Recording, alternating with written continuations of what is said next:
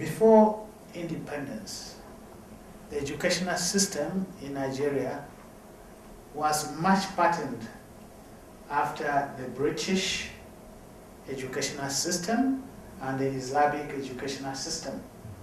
The Islamic system in the north and the British system in the south.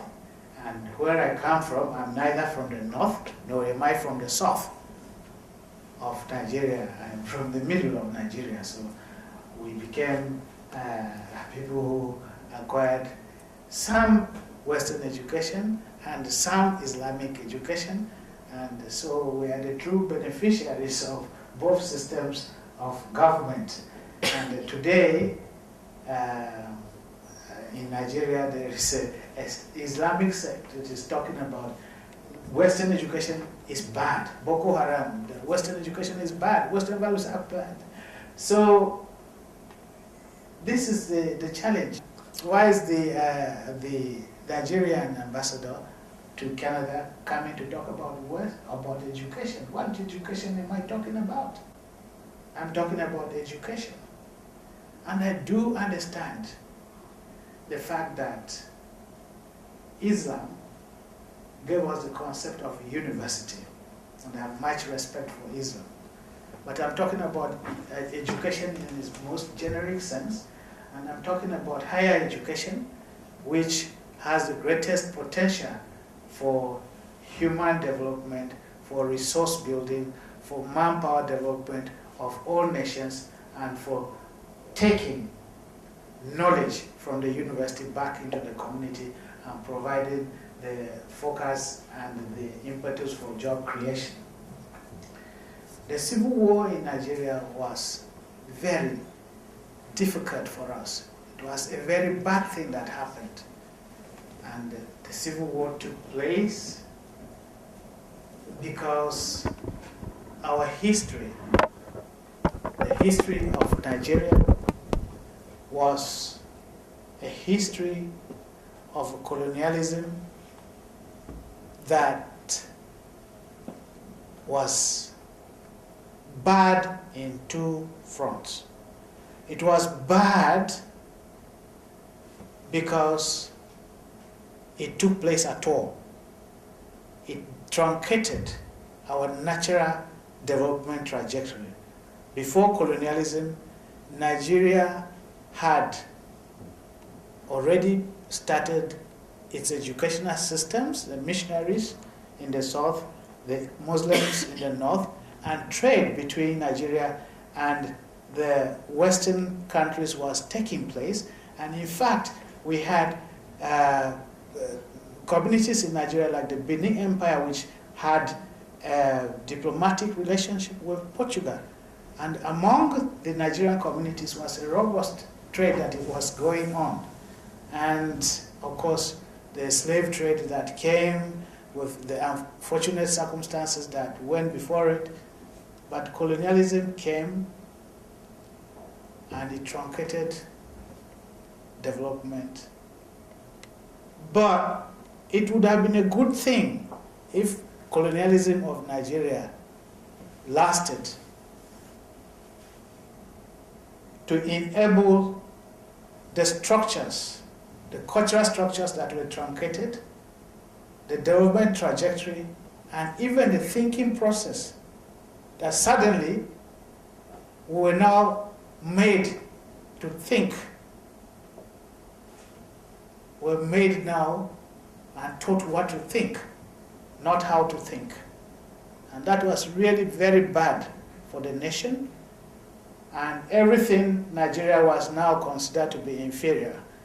And I have a typical example of the fact that when the British came and they stopped breastfeeding, they said it was very primitive, and they did this in order to promote the purchase of children's milk that was being sold by British companies. So breastfeeding was supposed to be primitive and bad for the baby, and that was stopped. And then the British stopped Nigerians from drinking their own Nigerian gin. and they call it illicit gin, and it was banned. And all this had economic ramifications and consequences for Nigeria and Britain.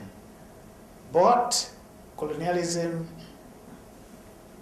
was bad because it ended up being too short. So it destroyed without having enough time to build.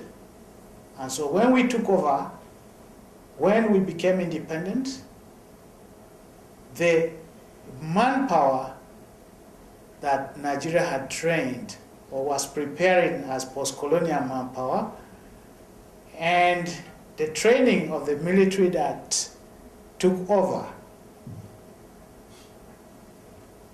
was a process that suddenly feared the challenge of the Cold War. And the Cold War was very hot in Africa. It was not cold because we saw the manifestation of a country like Nigeria that stood up on the first day in independence and said, we are non-aligned. We are neither going to be under the left or Western influence. We want to be neutral. We have no territorial ambition. We want to pursue peace. We want to honor and respect our citizens. This was a bad thing, apparently, because during the Cold War, if you are not with me, you are the enemy. And so all the Nigerian leaders at that time became suspect. And one thing led to the other. And we had the soldiers toppled the first civilian administration, and the military came in, and then the military ended up overstaying their welcome. They stayed for 30 years. And if you are in Canada, you have not lived under military rule. You will not quite understand what being under a military rule means. The first thing the military government does is it suspends the constitution. You can imagine being in a country that has no constitution, where the military leader was the constitution, and they were free to do whatever they wanted to do. And when they took over the economy, and they had Western advisors that came from World Bank, IMF, and they told them that, well, you have a country to run, but we also have some money to lend to you to improve your infrastructure, and all you need to do is to come and sign for this money. So a lot of money went to Africa and to Nigeria as aid, and every penny was misappropriated and sent for different purposes. No infrastructure was developed. We had military leaders that ended up being multi-billionaires, trillionaires, without infrastructure developed. The state of affairs made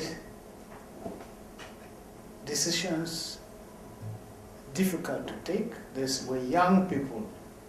An army general would be 29 years old. They promoted themselves however they wanted.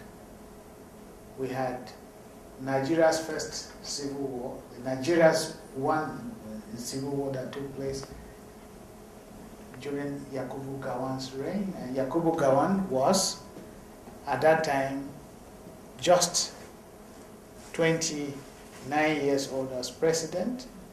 Wasn't much educated, because it was after he was president that he went as an undergraduate and studied in the university in the United Kingdom. So we were a country at a risk, with people taking decisions they were not capable of taking. And the end result was we had a civil war and a massive exodus of Nigerians to other parts of the world.